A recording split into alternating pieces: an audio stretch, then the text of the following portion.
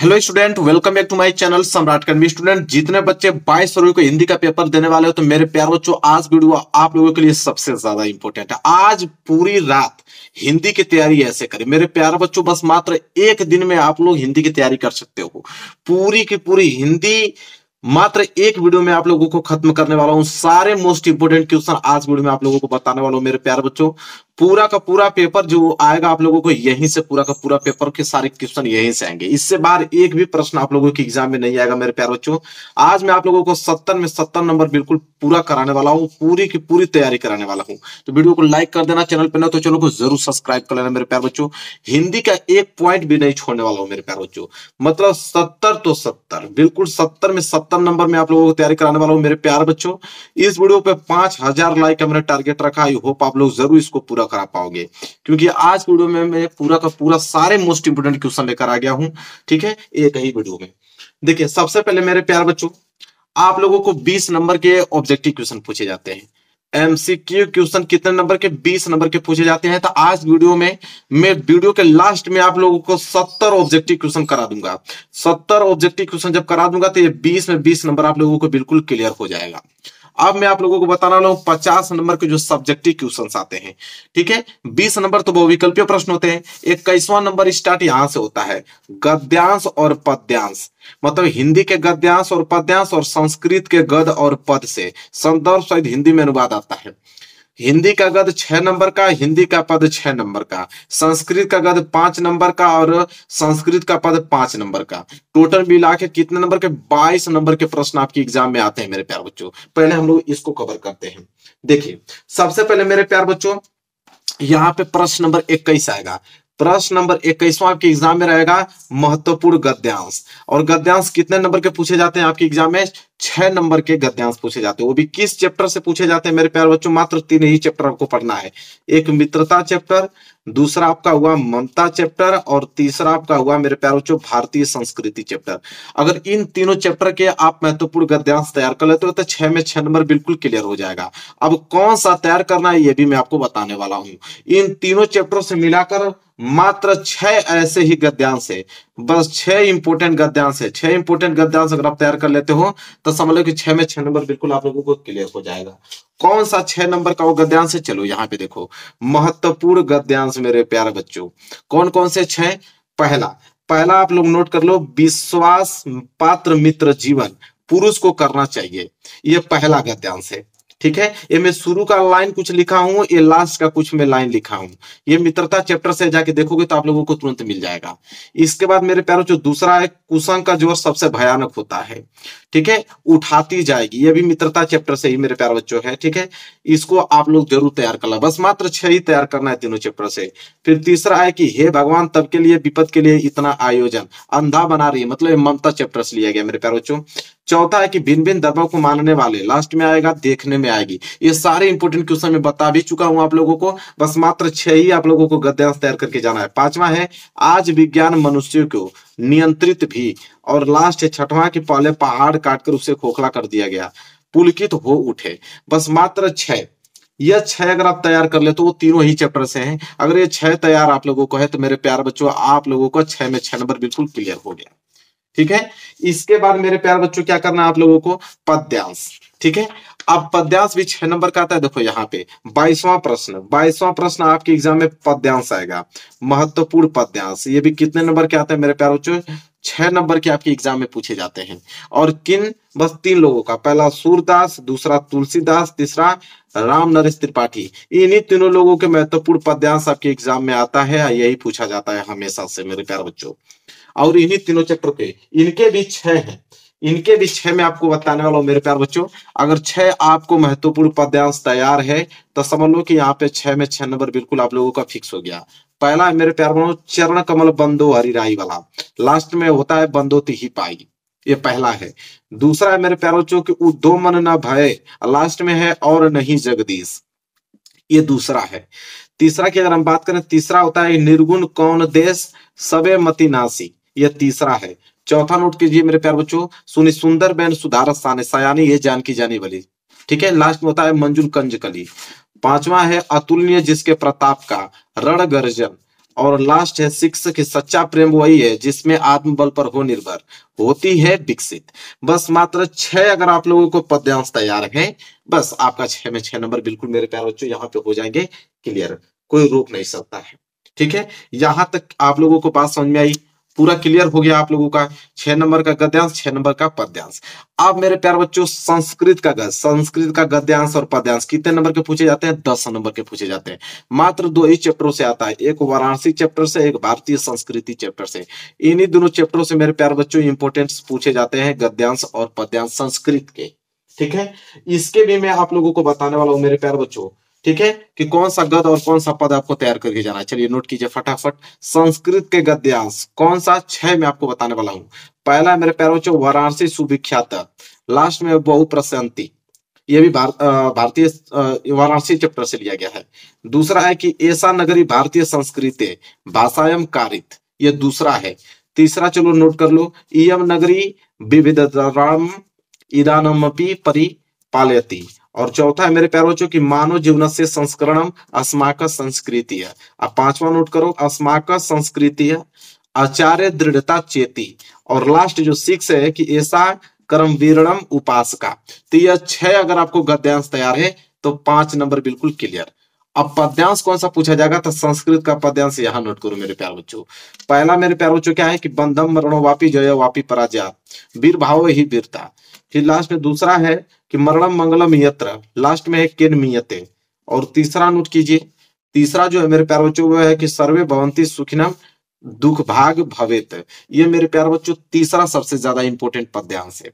इसके बाद चौथा चलिए नोट कीजिए, किस्वद गुरुतरम भूमे बहुतरी त्रिडात। और पांचवा है कि किनु हित्वा प्रिव हित्वा सुखी भवेत। बस मात्र 5 आपको पद्यांश तैयार करना है, 6 आपको संस्कृत का गद्यांश। तो 10 नंबर यहां से मेरे प्यारे बच्चों क्लियर हो जाएगा। अब मेरे प्यारे बच्चों गद्य पद पूरा का पूरा मैंने बता दिया आप लोगों को, यहां तक आप लोगों को कोई समस्या नहीं होना चाहिए, पूरा क्लियर हो गया। ये वाला पोर्शन मेरे प्यारे बच्चों बिल्कुल आप लोगों को क्या हो गया? क्लियर हो गया। अब यहाँ पे देखिए मेरे प्यारे बच्चों निबंध। निबंध आपके एग्जाम में 7 नंबर का पूछा जाता है। पत्र लेखन आपके एग्जाम में 4 नंबर का पूछा जाता है। और जीवन परिचय मेरे प्यारे बच्चों आप लोगों के एग्जाम में 5 10 नंबर का पूछा जाता है। कवि का, एक लेखक का। टोटल मिला के मेरे प्यारे बच्चों कितने हो गए यहाँ पे? 21 नंबर के। अब 21 नंबर के क्वेश्चन चलिए मैं आपको बताता हूँ तैयार करना है।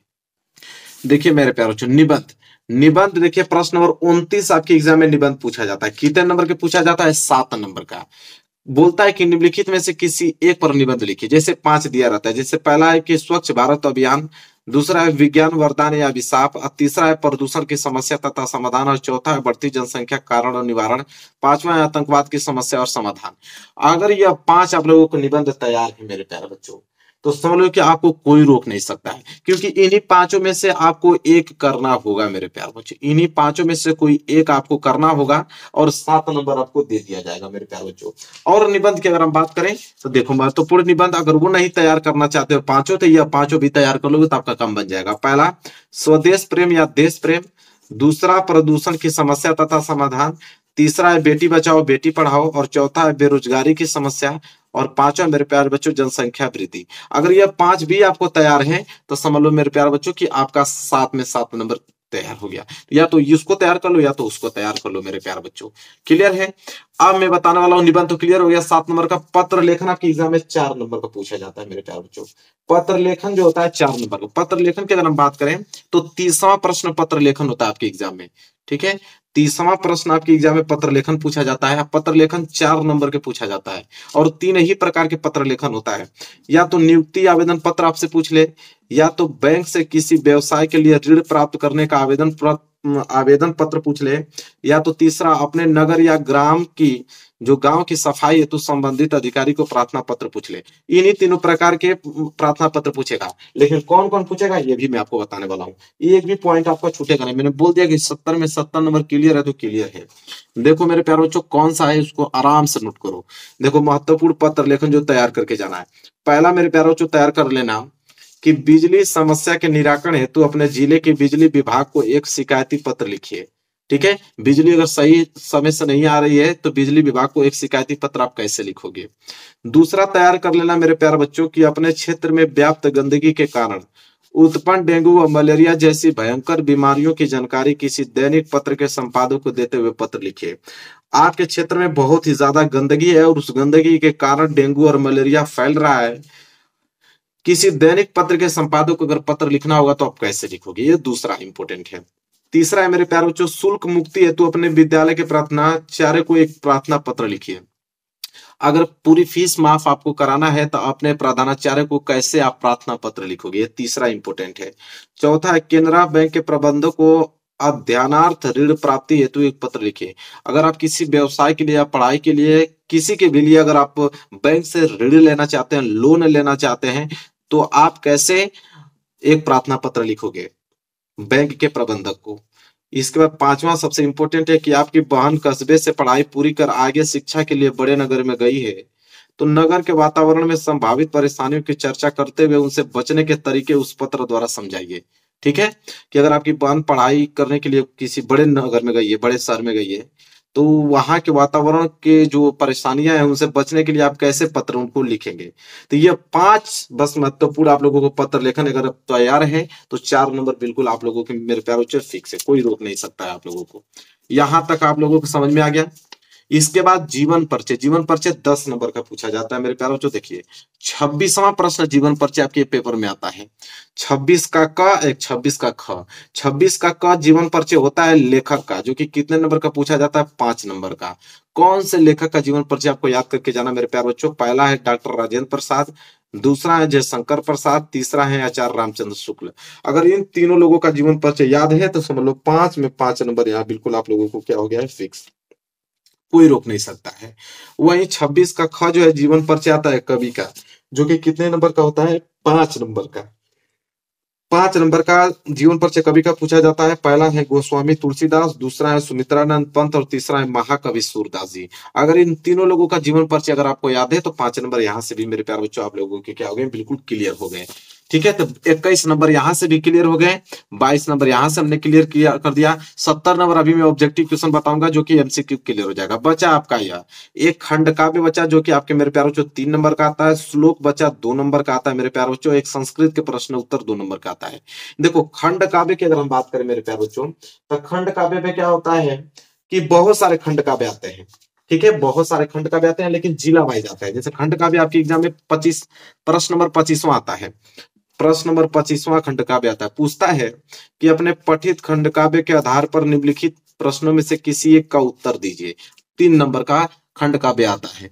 खंड काव्य बहुत होते हैं, जैसे क वाला मुक्ति दूत खंड काव्य है, दूसरा होता है ज्योति जवाहर, तीसरा मेरे प्यारे बच्चों मेवाड़ मुकुट होता है।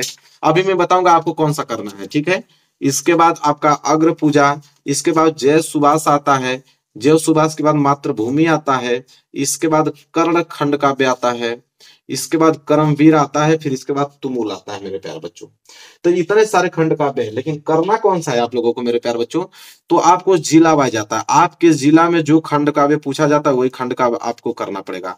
तो क्वेश्चन बैंक से या बुक से देख लीजिएगा कि आप कौन से डिस्ट्रिक्ट से बिलोंग करते हो, तो आपके डिस्ट्रिक्ट में कौन सा खंड काव्य पूछा जाता है वही खंड काव्य याद करके जाइएगा, वही लिख के आइएगा।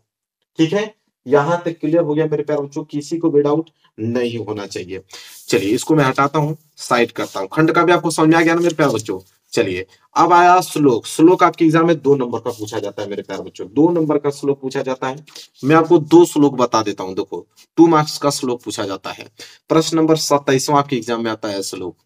तो 2 श्लोक, पहला है कि बंदम मरलम वापी जयो वापी पराजय उभयत्र समो वीर वीर भाव ही वीरता। यह पहला श्लोक है मेरे प्यारे बच्चों, बहुत सिंपल है, इसको आप तैयार कर लोगे।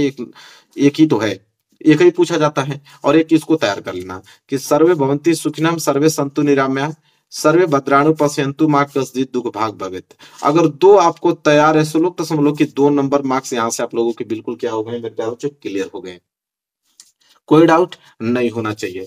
अब एक आता है मेरे प्यारे बच्चों संस्कृत के प्रश्न उत्तर, जो कि कितने नंबर के होते हैं मेरे प्यारे बच्चों? 7 नंबर के पूछे जाते हैं। 7 नंबर के संस्कृत के प्रश्न उत्तर पूछे जाते हैं। कौन सा है मेरे प्यारे बच्चों? तो देखो अति लघुत्तरीय प्रश्न, अति लघुत्तरीय प्रश्न मैं आज वीडियो में 12 बताने वाला। 12 अगर आपको तैयार है तो 2 ठीक क्लियर हो जाएगा। पहला नोट कर लो मेरे प्यारे बच्चों, वाराणसी नगरी कुत्र स्थिता अस्ति। दूसरा नोट कर लो, वाराणसी कस्य भाष्यायम केंद्रम अस्ति।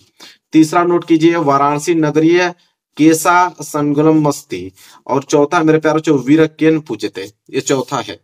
पांचवा की अगर बात करें, तलछेन्द्र क आसित, क्वेश्चन नंबर 6 है पुरुराजक क आसित। सातवां नोट करते रहे, बस इसका उत्तर आपको मिल जाएगा, क्वेश्चन बैंक से ही ये सारे प्रश्न लिए गए हैं। सातवां है पुरुराजक केन स युद्धम अकरोत। आठवां है कि पदेन विना किम दुर्याति। इसके बाद 9 है कि चंद्रशेखर क आसित। 10वां नोट कीजिए कि चंद्रशेखर स्वनाम किम अकथयत। 11वां है कि भारतीय संस्कृति मूलम किमस्ति। 12वां है कि विश्वस्य अस्त्राष्टक। ठीक है मेरे प्यारों, जो सारे इंपोर्टेंट क्वेश्चन हमने बता दिया, बस बच गया आप लोगों का 20 नंबर का ऑब्जेक्टिव क्वेश्चन, और 70 ऑब्जेक्टिव क्वेश्चन अभी मैं करा देता हूं, उसमें सारे 20 में 20 नंबर क्लियर हो जाएगा। पूरी की पूरी हिंदी की तैयारी मैंने 70 में 70 नंबर का पूरा इस वीडियो को बना दिया है। पूरा का पूरा देख लो, जो क्वेश्चन बताया हूं बस उसको तैयार करके चले जाओ। 22 फरवरी को गारंटी मेरी कि 95% से कम नंबर नहीं लेकर आओगे। ठीक है, वीडियो को लाइक कर देना, जो मैंने टारगेट रखा है 5000 लाइक का, और चैनल पे नए हो तो चैनल को जरूर सब्सक्राइब कर लेना। मिलेंगे एक प्यारे से नेक्स्ट वीडियो में, तब तक के लिए धन्यवाद। 70 बहुविकल्पीय प्रश्न, टोटल 70 बहुविकल्पीय प्रश्न आज की वीडियो में बताने वाला हूं, और आज की वीडियो से जो ऑब्जेक्टिव क्वेश्चन आता है आप लोगों का 20 में 20 नंबर बिल्कुल पक्का हो गया। क्या मेरे प्यारों, इसके बाद और वीडियो बनेगी? बिल्कुल नहीं बनेगी, ऑब्जेक्टिव क्वेश्चन का अब वीडियो नहीं बनेगी, क्योंकि बस मात्र इस वीडियो में मैंने 70 बहुविकल्पीय, बहुत कुछ होता है, अगर 70 आप तैयार कर लेते हो तो ये 20 वाला जो आपका ऑब्जेक्टिव क्वेश्चन है 20 में 20 पूरा करके चले आओगे। ठीक है, 70 में 70 नंबर बिल्कुल पक्का इस बार मैं कराऊंगा हिंदी में, क्योंकि टारगेट ही मेरा 95% का है। हर एक सब्जेक्ट में आप लोगों को 95 नंबर लेकर आना है मेरे प्यारे बच्चों। और वीडियो को लाइक कर देना, चैनल पे नए तो चैनल को जरूर सब्सक्राइब कर देना। और मेरा दावा है कि इस बार 100% आप लोगों का आएगा, 95% पक्का। बस ऐसा वीडियो आप लोगों को कहीं नहीं मिलेगा। कोई भी आप लोगों को 70 बहुविकल्पीय प्रश्न, चाहे पूरा मैराथन क्लास, चाहे आप लोगों को वायरल पेपर, कोई नहीं बताएगा। जिस प्रकार मेरे चैनल पे तैयारी कराई जा रही है, बस आप रेगुलर बने रहिए, ऐसा वीडियो कहीं आप लोगों को नहीं मिलेगा। पूरे के पूरे किताब का महत्वपूर्ण प्रश्न आज की वीडियो में बताने वाला हूँ, 70 ऑब्जेक्टिव क्वेश्चन। बस इसी प्रश्न को आप लोगों को तैयार करके जाना है। ठीक है, इन्हीं प्रश्नों को आप लोगों को तैयार करना है। 5000 लाइक मुझे चाहिए इस वीडियो पे मेरे प्यारे बच्चों, जैसे हो आपको पहुंचाना है। ठीक है, 5000 लाइक चाहिए, क्योंकि इतनी बेहतरीन वीडियो बनी है मेरे प्यारे बच्चों कि 20 ऑब्जेक्टिव क्वेश्चन आप लोगों का पूरा का पूरा इसी में से फंसेगा, इससे बाहर नहीं जाएगा। वीडियो को लाइक कर देना, चैनल पे ना तो चैनल को सब्सक्राइब कर देना। मैं ज्यादा समय नहीं गवाऊंगा, डायरेक्ट क्वेश्चन की तरफ आऊंगा।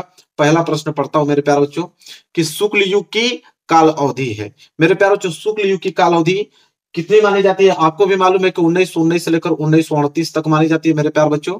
यहाँ पे सी वाला ऑप्शन बिल्कुल राइट आंसर हो जाएगा, 1919 ईस्वी से लेकर 1938 तक। इसके बाद दूसरा प्रश्न हम पढ़ते हैं। दूसरा प्रश्न मेरे प्यारे बच्चों यह है कि ललित ललाम के रचयिता है। ललित ललाम के रचयिता मेरे प्यारे बच्चों मतीराम है। बी वाला ऑप्शन बिल्कुल राइट आंसर होगा, बी वाला ऑप्शन पे आप लोगों को बिल्कुल सही कर देना है। मैं ज्यादा समय आप लोगों का बिल्कुल लेने वाला हूं, डायरेक्ट आंसर आप लोगों को बताऊंगा, क्योंकि सारे प्रश्न आपको तैयार करना है। तीसरा प्रश्न यह है कि पंडित प्रताप नारायण मिश्र लेखक हैं। तो पंडित प्रताप नारायण मिश्र लेखक है मेरे प्यारे बच्चों, वो लेखक है आपके भारतेंदु युग के लेखक हैं। बी वाला ऑप्शन को बिल्कुल करेक्ट आंसर है, बी वाले ऑप्शन को रंग किया चले आइएगा आप लोग, बी वाला ऑप्शन। चौथा प्रश्न की अगर हम बात करें, देखो चौथा प्रश्न है हास्य रस का अस्थाई भाव क्या है? तो हास्य रस का अस्थाई भाव मेरे प्यारे बच्चों हास होता है, ये बात तो आपको भी जानकारी होगी। ए वाला ऑप्शन जो है वो राइट आंसर हो जाएगा, चौथे का ए। आगे बढ़ेंगे, पांचवा प्रश्न देखो, पांचवा प्रश्न जो है वो है त्याग पत्र के लेखक का नाम क्या है? तो त्याग पत्र के लेखक का नाम मेरे प्यारे बच्चों जैनेन्द्र कुमार। त्याग पत्र कौन लिखे हैं? तो जैनेन्द्र कुमार जी लिखे हैं। ए वाला ऑप्शन बिल्कुल राइट आंसर हो जाएगा।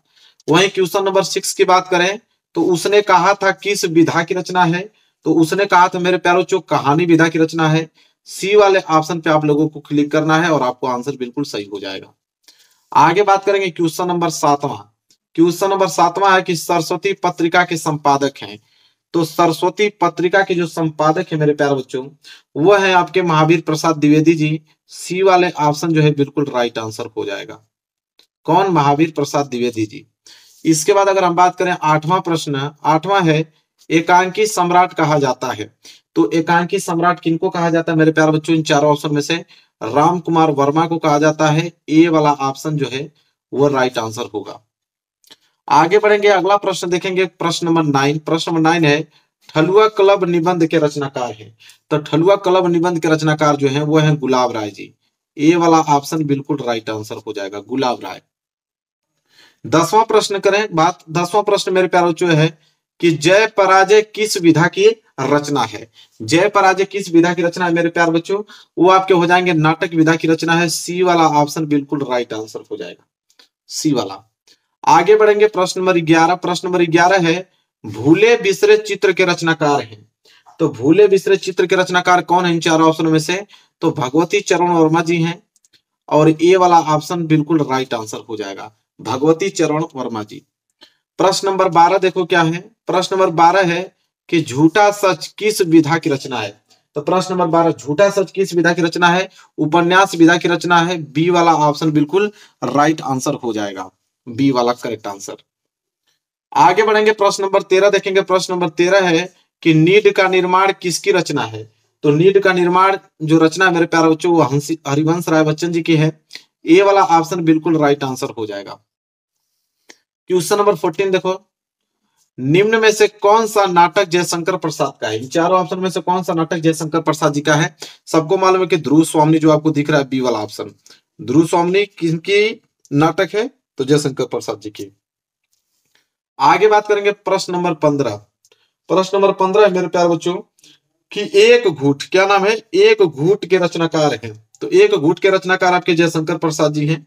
ए वाला ऑप्शन बिल्कुल राइट आंसर हो जाएगा, ए वाले पे क्लिक कर दो। आगे देखो क्वेश्चन नंबर 16। क्वेश्चन नंबर 16 है कि झलमला किसकी रचना है।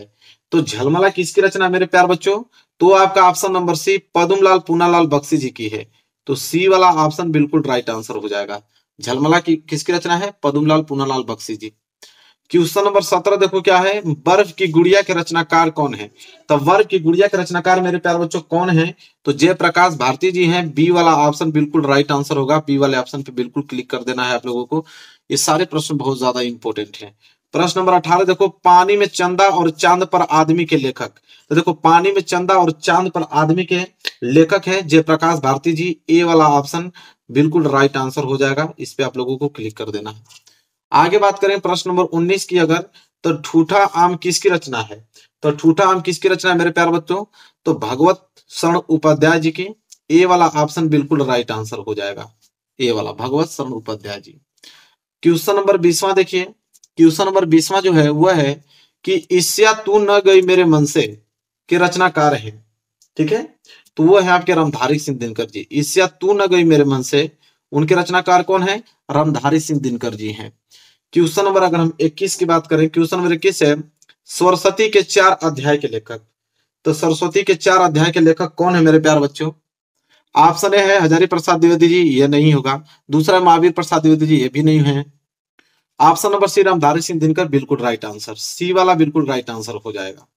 ठीक है, आगे बात करेंगे प्रश्न नंबर 22वां क्या है, भारतीय संस्कृति नामक निबंध के लेखक हैं। तो भारतीय संस्कृति नामक निबंध के लेखक कौन है, डॉक्टर राजेंद्र प्रसाद जी हैं। बी वाला ऑप्शन बिल्कुल राइट आंसर हो जाएगा, क्लिक कर दो।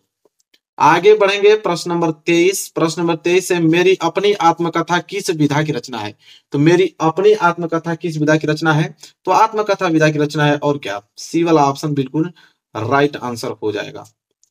आगे बढ़ेंगे अगला प्रश्न 24 देखेंगे कि निम्न में से कौन से निबंधकार शुक्ल युग के हैं। मतलब चारों ऑप्शनों में से कौन से निबंधकार जो हैं वो शुक्ल युग के हैं मेरे प्यारे बच्चों।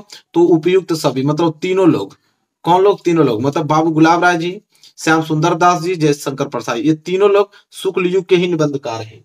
तो 24 का डी वाला राइट आंसर हो जाएगा। आगे बढ़ेंगे क्वेश्चन नंबर 25।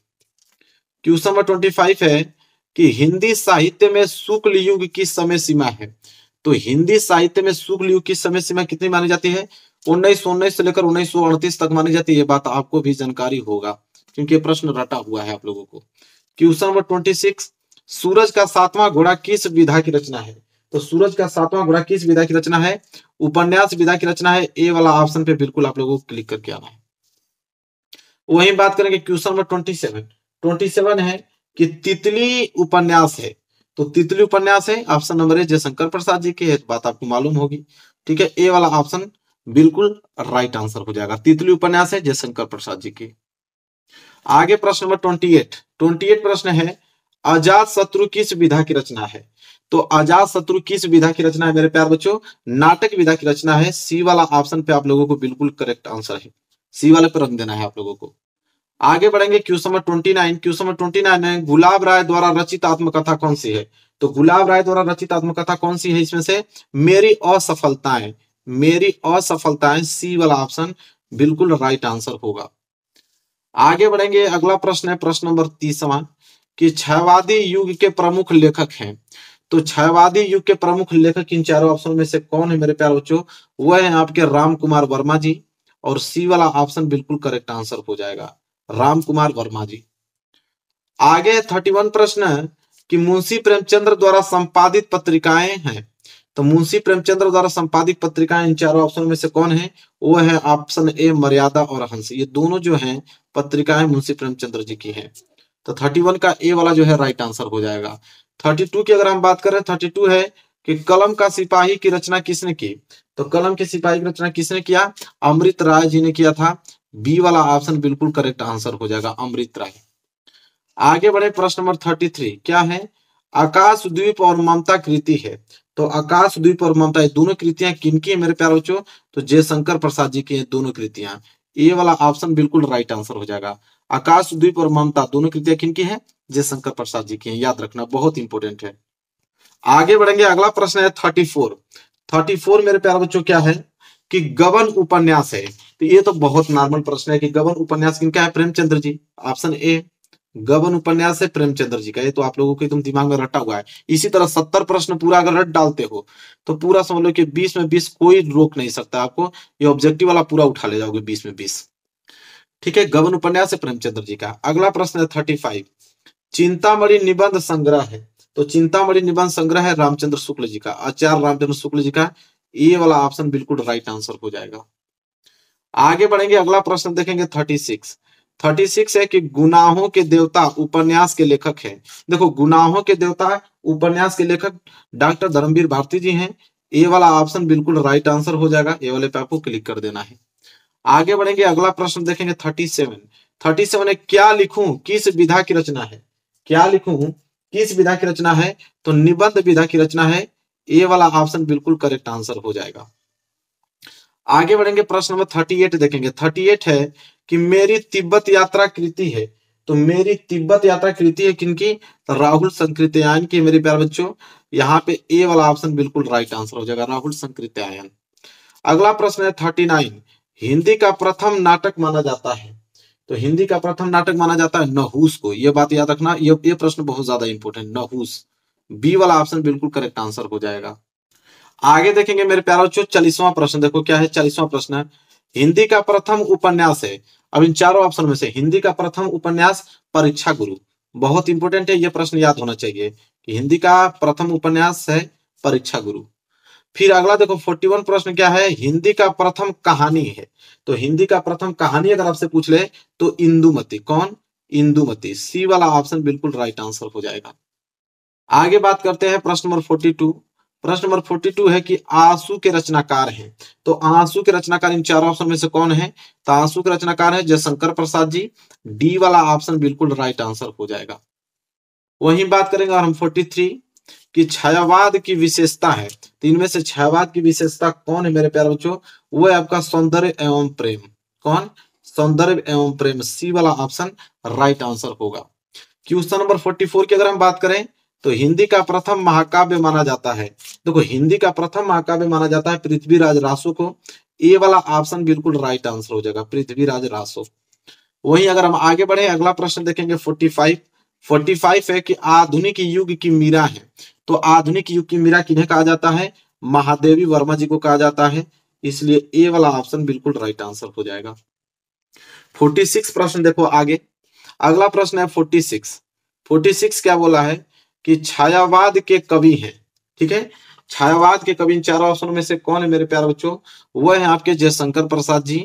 बी वाला ऑप्शन बिल्कुल राइट आंसर हो जाएगा, जयशंकर प्रसाद। आगे बढ़े, अगला प्रश्न 47।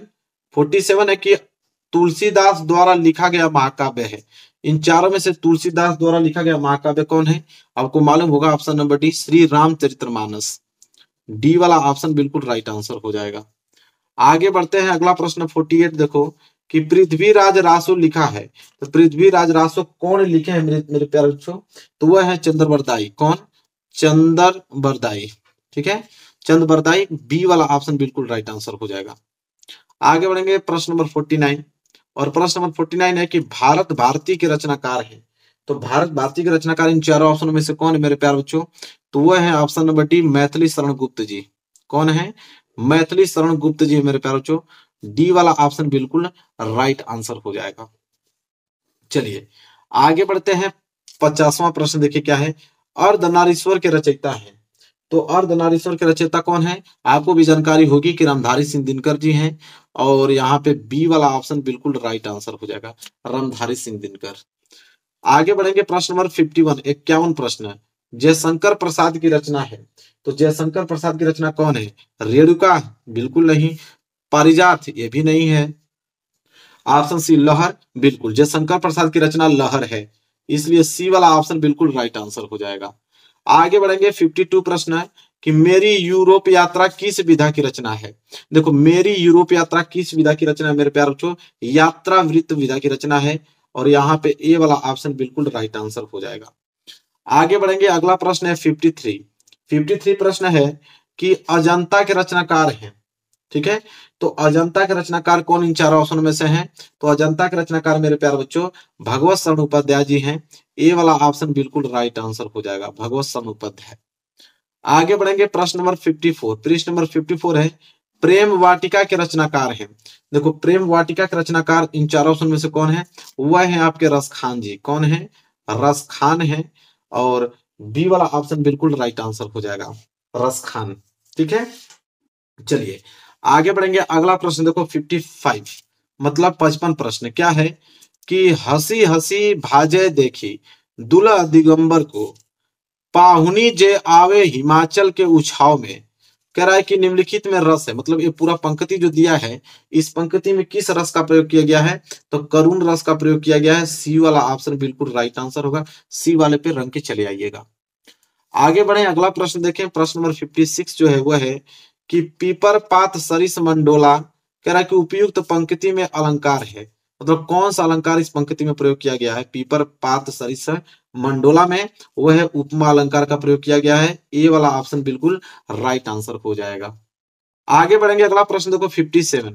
प्रश्न नंबर 57 है कि सुनत सुमंगल बैन मन प्रमोद तन पुलक भर, शरद सरोहु नैन तुलसी भरे स्नेह जल। कह रहा है इन पंक्तियों में दूसरे और चौथे चरण में मात्रा है। ये दूसरा चरण है और ये लास्ट वाला चौथा चरण है। इसमें कितनी कितनी मात्राएं मेरे प्यारे बच्चों ये पूछ रहा है? 13 मात्राएं हैं। ये वाला ऑप्शन बिल्कुल राइट आंसर हो जाएगा। चलिए 57 का ए वाला। आगे बढ़े। अगला प्रश्न देखिए, प्रश्न नंबर है 58, 58 प्रश्न। सभी लोगों ने वह सुंदर दृश्य देखा। कह रहा है कि वाक्य भेद कीजिए, बताना है कि कैसा वाक्य है। सभी लोगों ने वह सुंदर दृश्य देखा। मेरे प्यारों ये कैसा वाक्य है? सरल वाक्य है। ए वाला ऑप्शन बिल्कुल राइट आंसर हो जाएगा। ए वाले पर रंग के चले आइएगा। आगे बढ़ते हैं। प्रश्न नंबर 59 क्या है? वह खड़ा नहीं हो सकता। कह रहा वाक्य का भाववाच्य रूप होगा। अगर इसके हम लोग भाववाच्य रूप में इसको बोला जाए तो कौन सा सही होगा? वह खड़ा नहीं हो सकता। मेरे प्यारों ऑप्शन नंबर डी, उससे खड़ा नहीं हुआ जाता। अगर भाव के रूप में इसको कहा जाए तो सेंटेंस यही बनेगा कि उससे खड़ा नहीं हुआ जाता। डी वाला ऑप्शन। आगे वही बात करें। प्रश्न नंबर 60, यह बालक बहुत मेधावी है। अब यह के नीचे देखो अंडरलाइन किया गया है। बताना है कि कौन सा इसमें से ऑप्शन जो है बिल्कुल करेक्ट ऑप्शन होगा। तो देखो यह के नीचे अंडरलाइन किया गया है, तो यह आपका सर्वनामिक विशेषण है, यह एक वचन है, और यह पुल्लिंग है, और विशेष से बालक है। मतलब सी वाला ऑप्शन बिल्कुल राइट आंसर हो जाएगा मेरे प्यारे बच्चों। ठीक है, चलिए आगे बढ़ते हैं। अगला प्रश्न देखो 61।